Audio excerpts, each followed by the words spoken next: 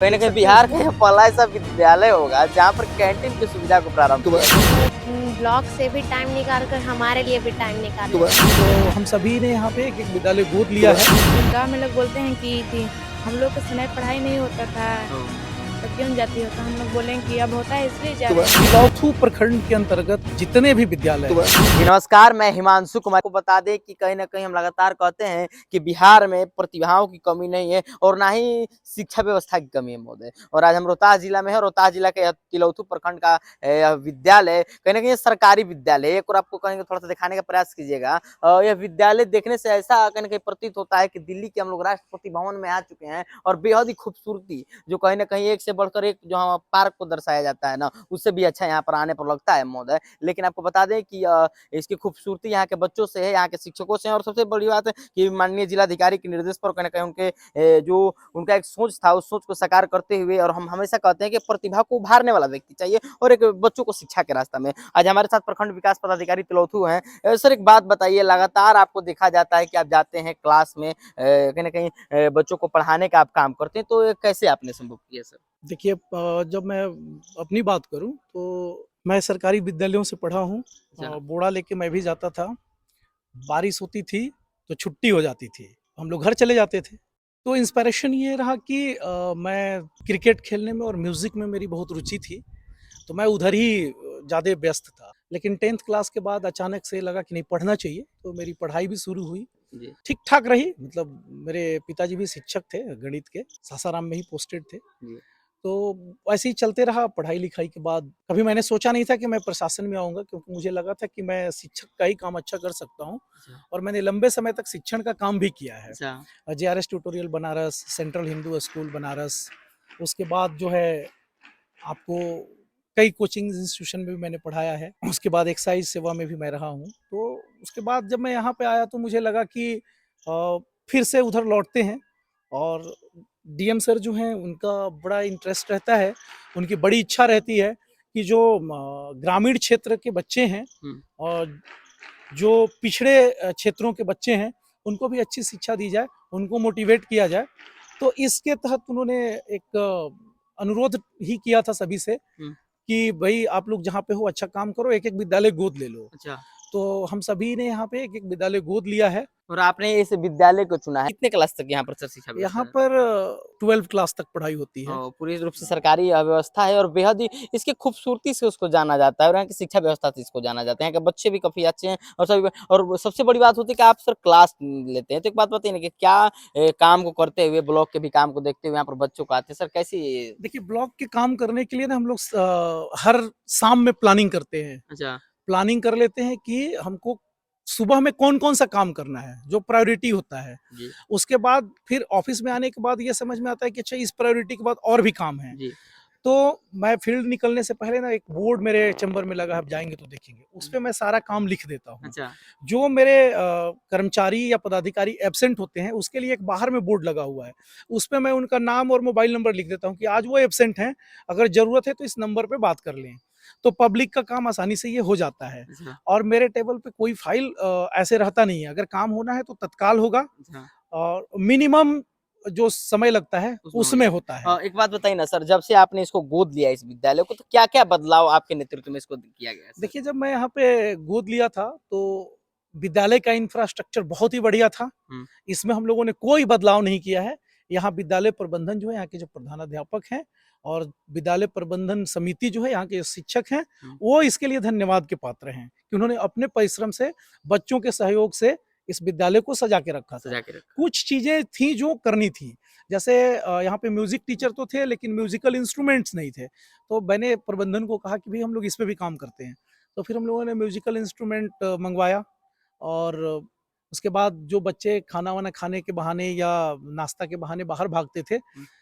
और फिर वापस भी नहीं आते थे, तो हम लोगों ने उसके लिए कैंटीन अरेंज कैंटीन करा। भी? हाँ जी, हाँ, कोने में है, आप कहीं न देख कहीं सकते हैं बिहार का उसको। यह पहला ऐसा विद्यालय होगा जहाँ पर कैंटीन की सुविधा को प्रारंभ किया गया महोदय। सर काफ़ी यूनिक सा लगता हाँ, होगा और बच्चों यहाँ के पे लिए जो भी। है लाइब्रेरी भी अच्छे से सेटअप किया गया अच्छा, सारी चीज़ों को और उसके बाद जो प्रयोगशाला है, हुँ।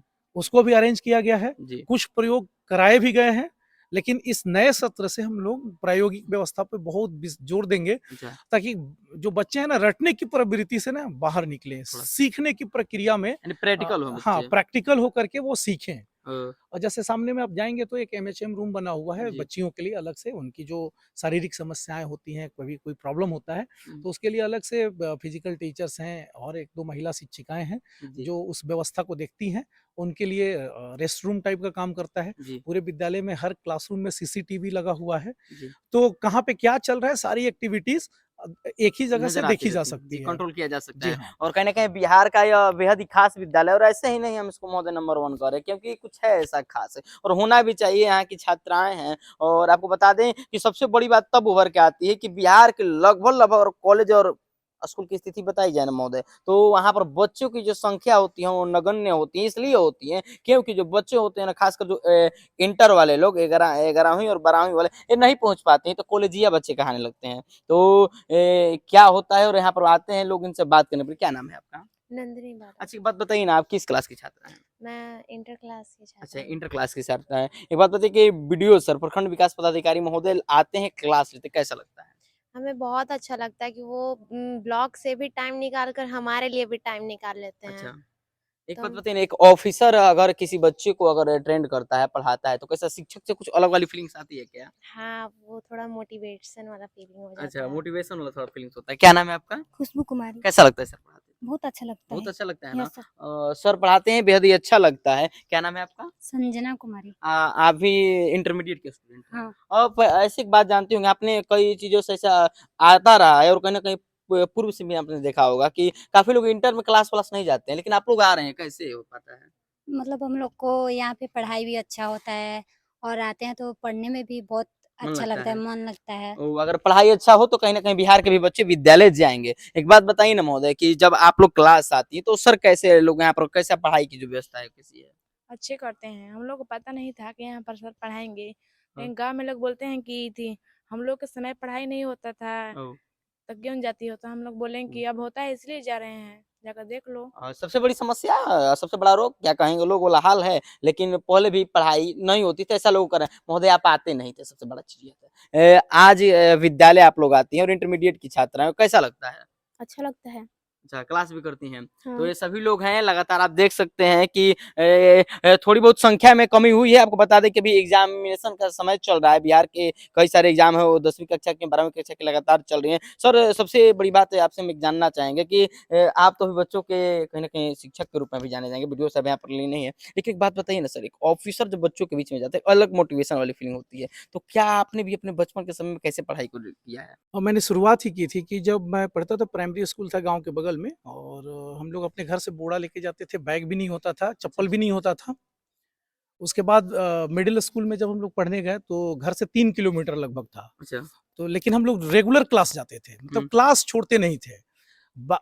मिडिल स्कूल में भी यही थी कि बारिश हुई तो छुट्टी हो जाती थी।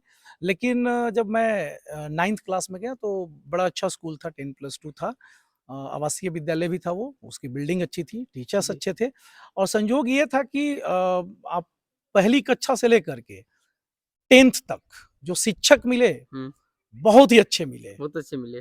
सर एक बात बताइए ना, अभी बच्चों की कहीं न कहीं कुछ बच्चे उदाहरण देने लगते हैं कि नहीं पढ़ाई नहीं होता है, ऐसा होता है, लेकिन लगभग-लगभग अगर विद्यालयों को देखा जाए, लेकिन पढ़ाई बेहद ही अच्छा सुधार हुआ है कहीं न कहीं। तिलौथू प्रखंड के अंतर्गत जितने भी विद्यालय हैं, जी, विशेष करके जो हाई स्कूल हो गए हैं, अपग्रेड हो गए हैं, कहीं-कहीं शिक्षकों की कमी है। इस विद्यालय में शिक्षक की कमी नहीं है, जी, लेकिन जहाँ शिक्षकों की कमी है, वहाँ पर भी अल्टरनेटिव व्यवस्था कराई गई है। जी। जैसे अगर कोई मतलब गणित के शिक्षक हैं बगल वाले स्कूल में, तो डेपुटेशन वगैरह करके हम लोग क्लासेस चला रहे हैं और बहुत जी। अच्छे तरीके से चल रहा है। बेहद ही अच्छे ढंग से हाँ। क्लासेस चल रहे हैं और कहीं न बता दें कि यहाँ पर लाइब्रेरी की सुविधा की बात की जाए, कहीं से संगीत की जो विद्यालय होती है, पाठशाला उसकी बताएँ, सभी चीज़ों से परिपूर्ण है। देखिए ना महोदय, यह समय जो है ना, ये बच्चों को एक ऐसा उम्र होता है सर कि जिस वक़्त कई सारे परिवर्तन देखने को मिलते हैं, लेकिन उस परिवर्तन के पड़ाव में कई लोग सँभल जाते हैं और कई लोग कहीं न कहीं चल जाते हैं, उनके फेरा में नहीं रहेंगे हम ज़्यादातर। देखिए ना, प्रतिभा हर एक लोगों के अंदर बसी हुई है, लेकिन सम्मान और उभारने का काम सबके साथ नहीं होता है। और खासकर हमारे जो क्षेत्र के भाई लोग हैं, बंधु जी लोग, आप लोग जर्नलिस्ट से ज़्यादा वायरलिस्ट हो चुके हैं। वायरल चीज़ों को पकड़ना है, वायरल चीज़ों को दिखाना, वो बाकी उस समाज में सही चीज़ों को लेकर जाएगा, सकारात्मक विचारधारा को ले जाएगा कि एकदम खराब कर देगा, उससे आप लोगों को मतलब है नहीं, दूर-दूर तक मतलब नहीं है। सबको टीआरपी चाहिए, आप लोग उसी पर लगे हुए हैं। लेकिन थोड़ा समय मिलता है ना, कभी जाइए तिलौथू में, और तिलौथू आते हैं ना, तो शिक्षा व्यवस्था को जोर-जोर तरीके से दिखाइए। और आज हम यहाँ से कह कर जा रहे हैं, क्योंकि बिहार में नंबर 1 रोहतास जिला को माना जाता है शिक्षा के क्षेत्र में, और हम रोहतास जिला में अगर किसी को माना जाएगा तो तिलौथू को माना जाएगा। ये लिख लीजिएगा, अगर जरूरी होगा ना तो पेपर पर मंगवा के देख लीजिएगा आप लोग, ऐसे आप लोगों को मिल जाएगा। क्योंकि लगातार इस क्षेत्र से कहीं ना कहीं और जो प्रतिभा है लगातार निखरती रहती है, तो ऐसे ही जो भी प्रतिभाएं होंगी उसको दिखाने के लिए संघर्ष तक दिखाता रहेगा। आपके साथ की हो सकता है। बाकी तब तक ले दीजिए हमारी पूरी टीम की इजाजत। धन्यवाद।